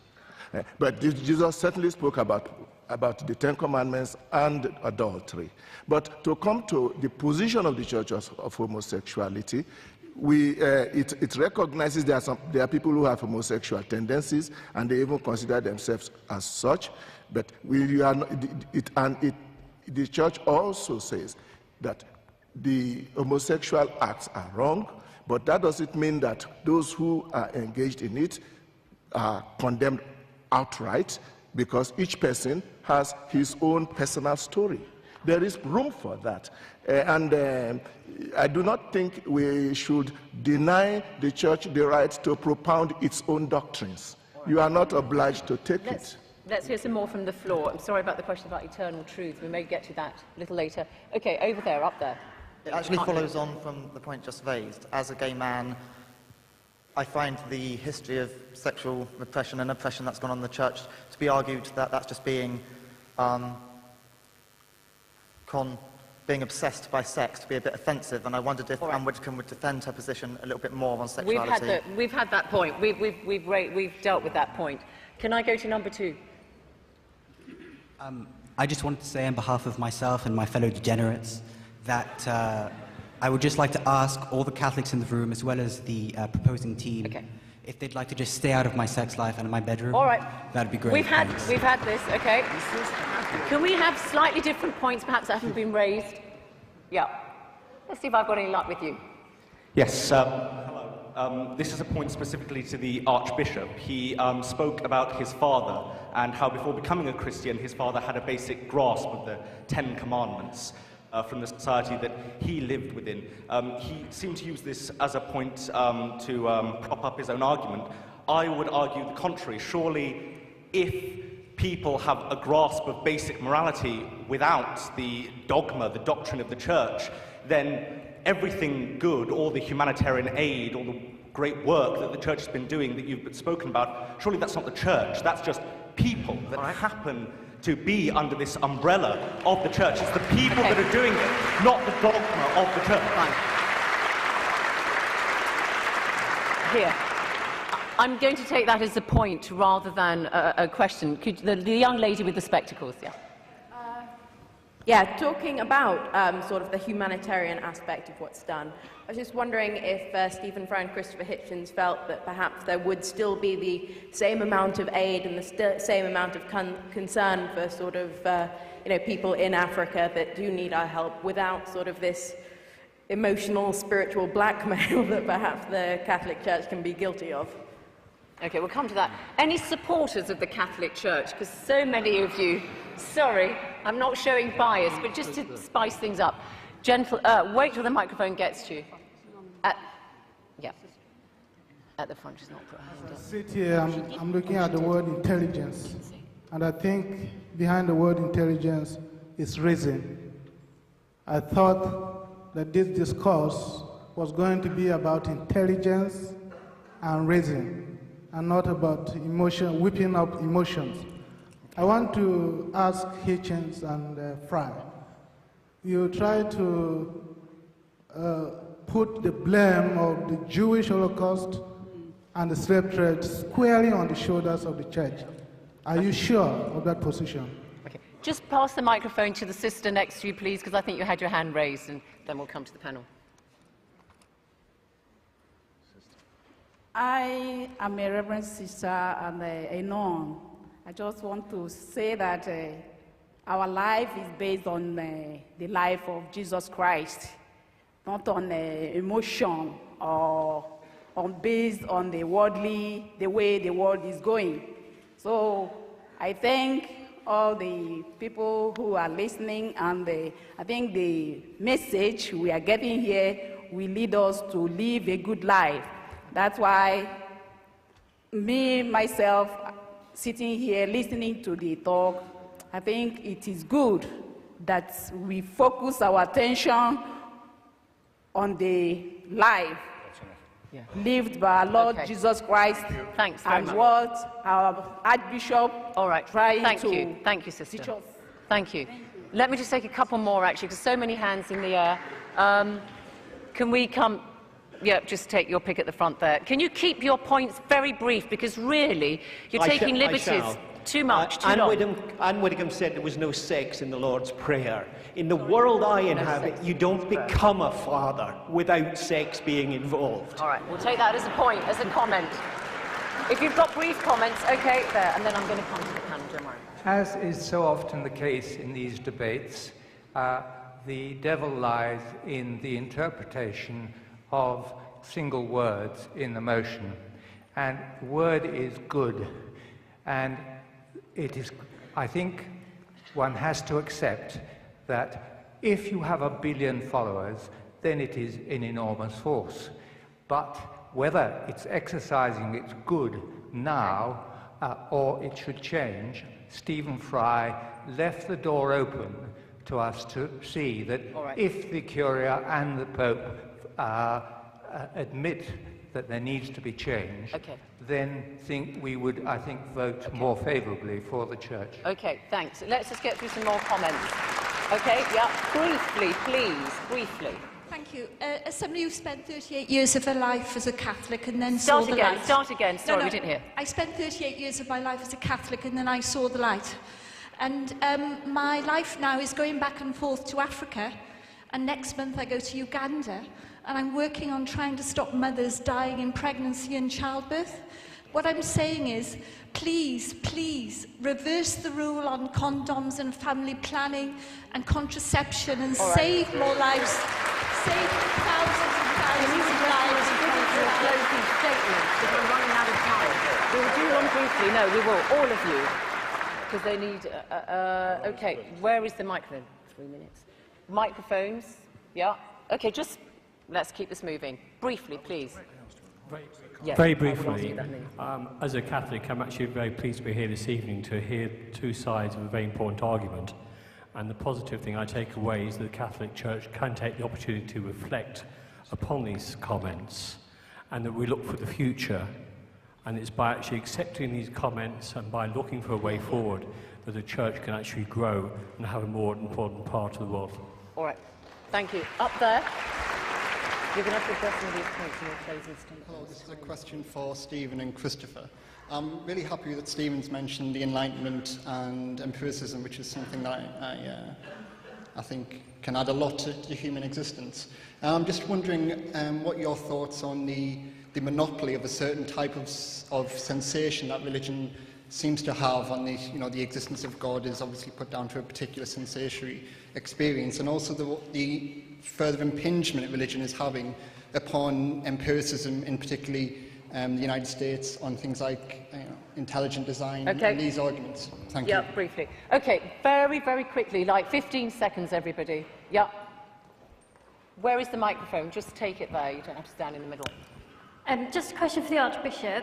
I'd like to know how you calculate the figure of how many Catholics there are in the world. I was baptised a Catholic. I'm now atheist. I presume it's done by baptism records, and I'm calculated as a Catholic. Okay. And why can I not now disassociate myself from the Church? All right. I'm sorry, everybody. Can't really take any more questions. Can't take any more questions from the floor, really. But panel, what I propose is this. You've heard the points that are raised. Some of them are comments, some of them were questions, like the one specifically to you, Christopher Hitchens, about the Holocaust. You're going to have a few minutes to make your closing statements. Please incorporate these questions that you heard in your closing statements, because audience, I want you to vote again. You've heard the presentations, you've heard some of the responses and some of the points that have been raised by the audience here. So please do. Let me just remind you how you vote, okay? If you are for the motion that the Catholic Church is a force for good in the world, then just tear this off and put it in the box. If you're against the motion that the Catholic Church is a force for good, rip this up, take the bit that's against and put that's in the box. If you're still undecided, then just put the whole ticket into the box. That's how to vote. Now, for those of you who are watching at home, if you'd like a briefing booklet on some of those issues that you've heard raised today, then please go to www.intelligencesquared.com and you can download that booklet. Anybody can do it, and it's absolutely free. Okay, so everybody is doing that. So while you're all doing that, it's going to take a little bit of time. We're going to hear the closing statements incorporating some of the points that you, the audience, raised. And we're going to do it in reverse order this time. And it's going to be Stephen Fry first. Let me just remind you about some of the points, or did you make notes about them? I've made notes, yeah. You've made notes. excellent chap, Stephen. You're doing the work. So, Stephen Fry, final statements, please. Oh, stay sitting. Sorry. Observant chap, aren't I? Yes. Well, it's been a really interesting debate, and I've loved some of the questions from the floor. I suppose I'm slightly disappointed that Anne Widdecombe in particular should say, oh, I knew they'd bring up condoms and child rape and homosexuality. It's a bit like a burglar in court, so you would bring up that burglary and that manslaughter. You never mention the fact I give my father a birthday present. You know, it's, yes, are you getting the message? There is a reason we hammer home these issues, because they matter.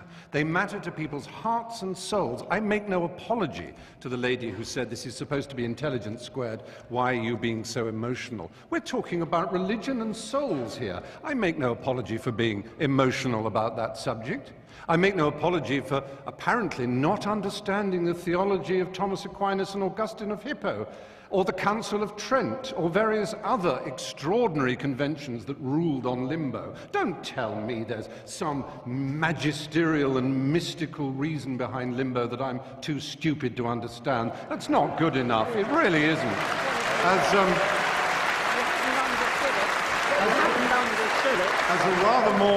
a rather more contemporary theologian, Bultmann, said, the problem with mysticism is it begins in mist and ends in schism. And It's terribly disappointing to hear that those who want to stand up for a church that is based on a founder who was put to death by capital punishment, who, for all we know from what he said, seemed to be very, very understanding, imaginative, pure, simple, remarkably intelligent in a Socratic kind of way. And he is represented by, really, I'm afraid, pretty low-rent intelligences and pretty low-rent imaginations. They are not connected at the moment, it seems to me, with the aspirations and desires of the human race. There's such an opportunity, owning 1 billion souls at baptism, that can never be unowned, to answer that lady's question, until she's excommunicated. So yes, you are counted. It's such an opportunity to do something remarkable to make this planet better. And it's an opportunity that is constantly and arrogantly being avoided, and I'm sorry for that.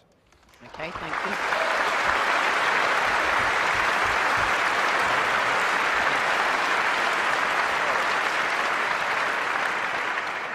Final statement from Conservative MP Anne Widdecombe for the motion that the Catholic Church is a force for good in the world.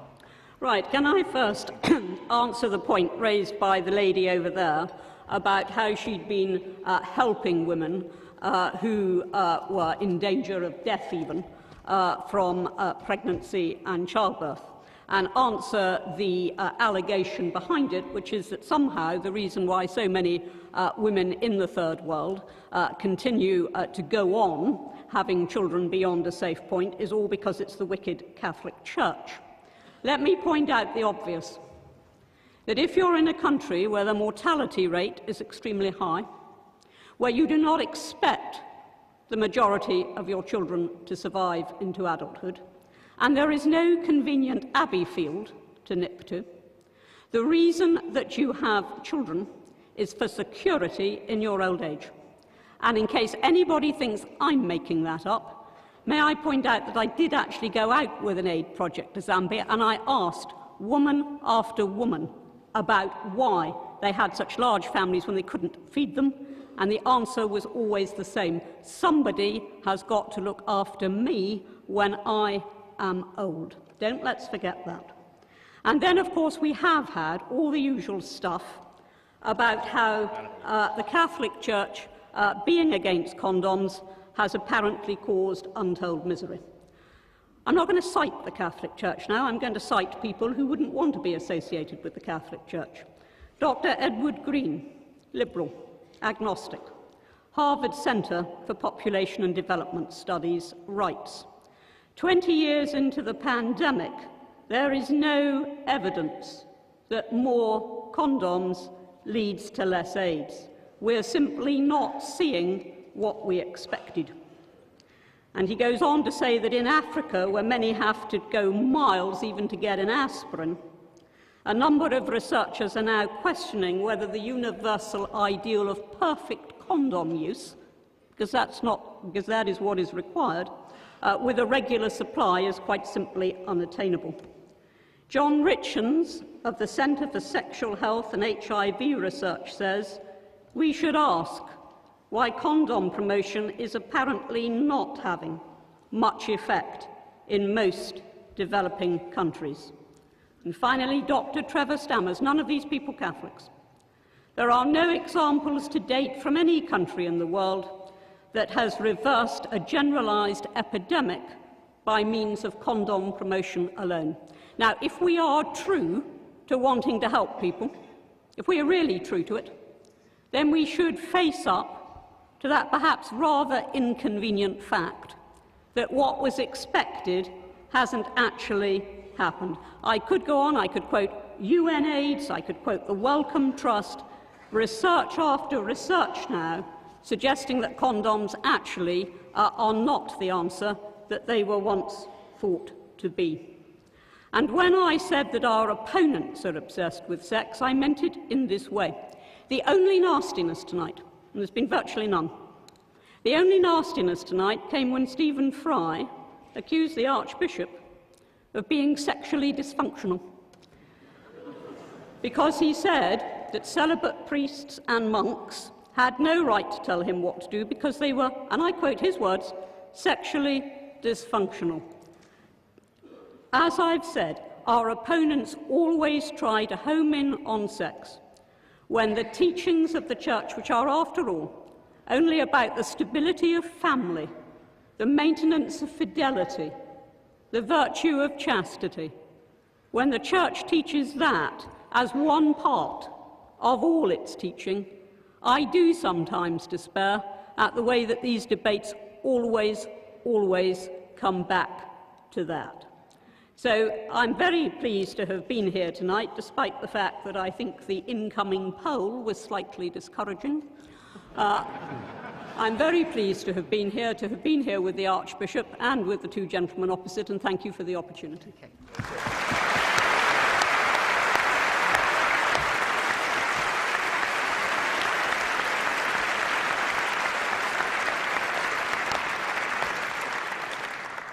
Against the motion, Christopher Hitchens. Those who ask confessions from other people should be willing to make oneself. I am obsessed with sex. Ever since I discovered that my God-given male member was going to give me no peace, I decided to give it no rest in return. Seems fair to me. Now, two people asked me to be very quick and do world poverty and the Holocaust, and I'll do that. There is only one cure for world poverty that's ever been found or ever will be, and it's very simple. And it can be phrased very simply too. It's called the empowerment of women. Go to Bangladesh or Bolivia. I have to ask you to hold your applause, though I love you. Go to Bangladesh or Bolivia, give women control over their reproductive cycle, throw in a handful of corn if you can, make them not just the beasts of burden and the beasts of childbearing that they become, and the floor will rise, it just will. It never fails anywhere. Against this one solution, the Catholic Church has set its face. The efforts of the missionary church in the Third World mean more people die, not less. It's as simple as that. More famine, more disease, more ignorance, more random and avoidable death. To the Holocaust, sir, that the Church preached that the Jewish people were collectively responsible for the death of Christ until 1964, till nearly 20 years after the Nuremberg trials, may or may not have something to do with the availability of a reservoir of anti-Jewish hatred in countries like Poland, Spain, Italy, Germany, Austria, and elsewhere. I think it does have something to do with it, okay? The Ten Commandments, 3 of them are awe-inspiring. They're about being afraid of a totalitarian figure. 3 of them are ordinary morality. We know of no code of ethics ever found, and the Archbishop bears me out on this, that recommends murder, theft, or perjury. Putting adultery on the same level as that may not be morally advisable. Saying that covetousness should be considered in the same light as a crime, in other words, a thought crime. You're condemned now for something you're thinking, and it may be something that leads you to enterprise and emulation. That's forbidden too. That's very, very iffy, it seems to me, and there's a very iffy part of it which lumps those you mustn't covet in with the animals and the chattels and your property, and those who it lumps in are your womenfolk. And do you seriously expect to be taken seriously if you say that that commandment that does reduce women to beasts of burden and childbearers and chattel has nothing to do with the appalling position of women, not just in poorer societies, but in ours as well? Again, for shame if you can feel it. Now, unanswered questions. Amazing. I asked, where is Cardinal Law, Bernard Law, and why? I have an authority here. He ducks the question.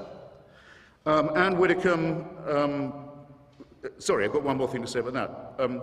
He also says that the Church advises against homosexuality. It teaches against it. No, it doesn't. Any more than it teaches against divorce or contraception. Where it can, it bans these things and punishes them and writes them into the criminal code. If all you were doing, sir, ma'am, were offering advice, we could probably be fine with it. No one, though they were asked repeatedly, would say whether they thought Stephen Fry, my friend, was in a state of mortal sin or not. They wouldn't tell you. Something about the question brought out their inner coward. Well, I say that homosexuality is not just a form of sex, it's a form of love, and it deserves our respect for that reason. That when my children were young, I'd have been proud to have Stephen as their babysitter, and I'd told them they were lucky. And if anyone came to my door as a babysitter wearing holy orders, I'd call first a cab and then the police.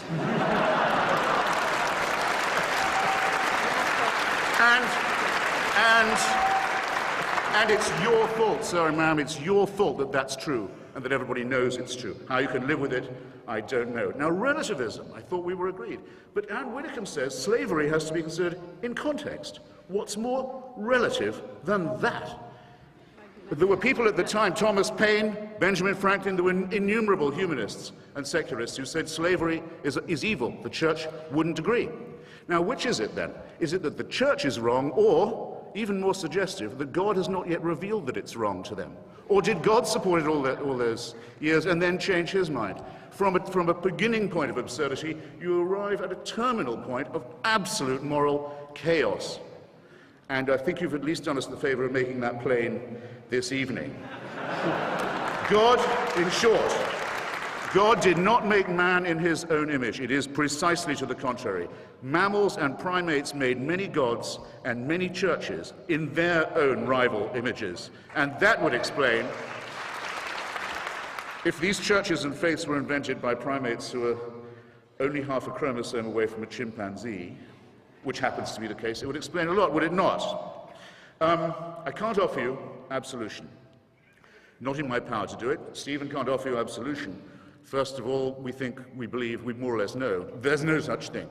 But if you confess your sins specifically, if you name them and don't just make them general, if you do so truly repenting of them, without any purpose of evasion, and if you make a firm purpose of amendment, you might be able still, while there's time, to live with your consciences. I wish you all the luck in the world in pursuing that course of action. Thank you. Thank you.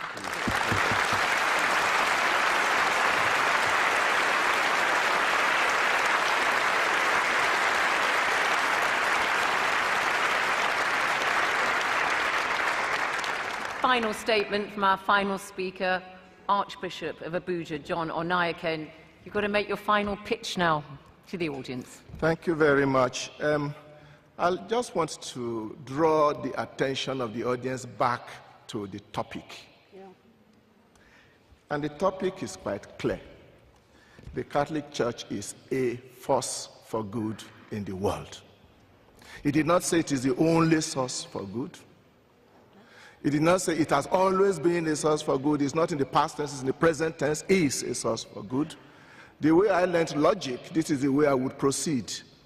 Which is why when we are being brought back to all the evils in the past, I kept asking myself, are my friends digging into all those because they really have no proper argument to say against the motion?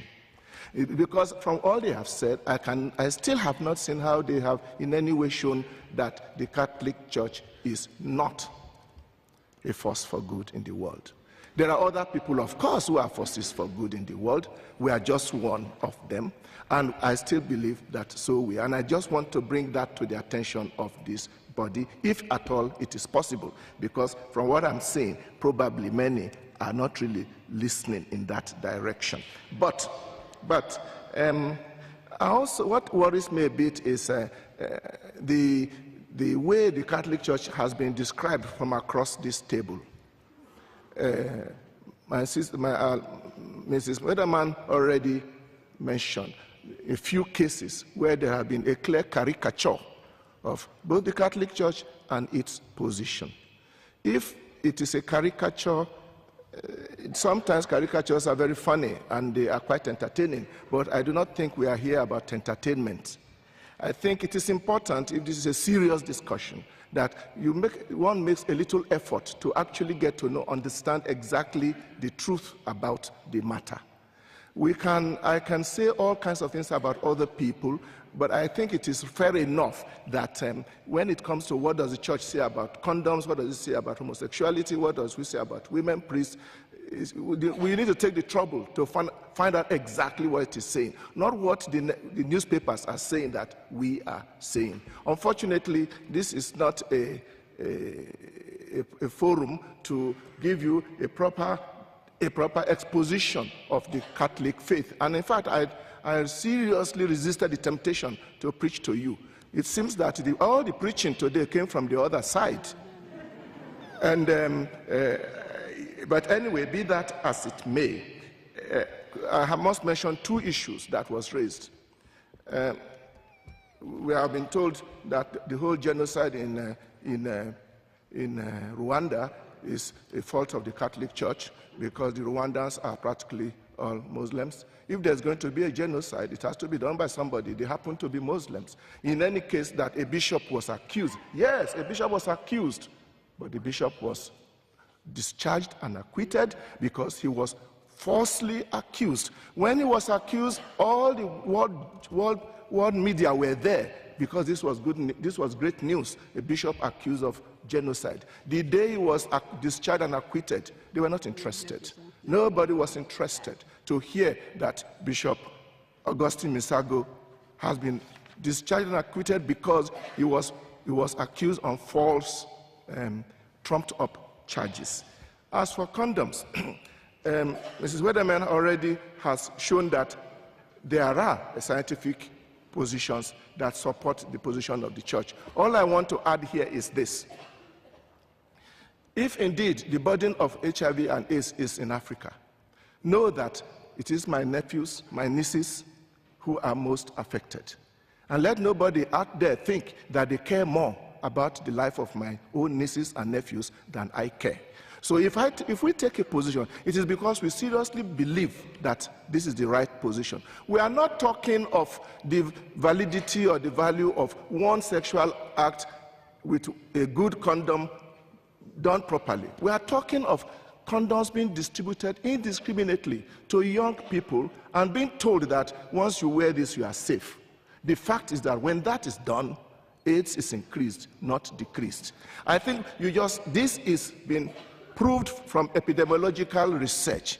It's not talking about whether condom protects from one act, but when it comes to a whole lot of people, like the situation in most countries of Africa, and the situation of health services, right down to simple aspirin, then we know what we are talking about.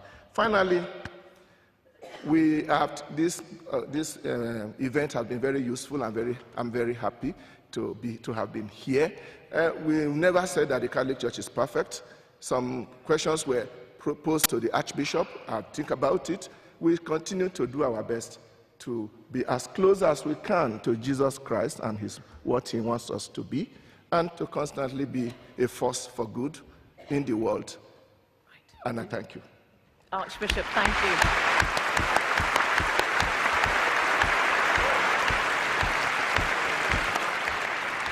Audience, you've all voted again. Now, the moment of truth panel.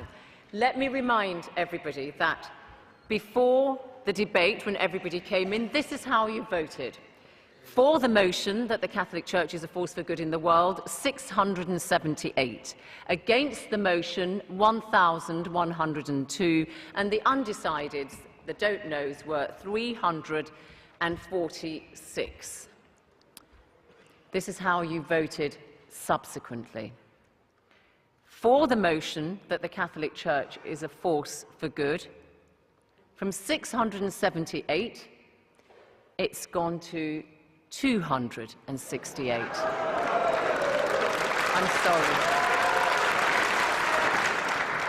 I'm sorry. Against the motion, it's now 1,876.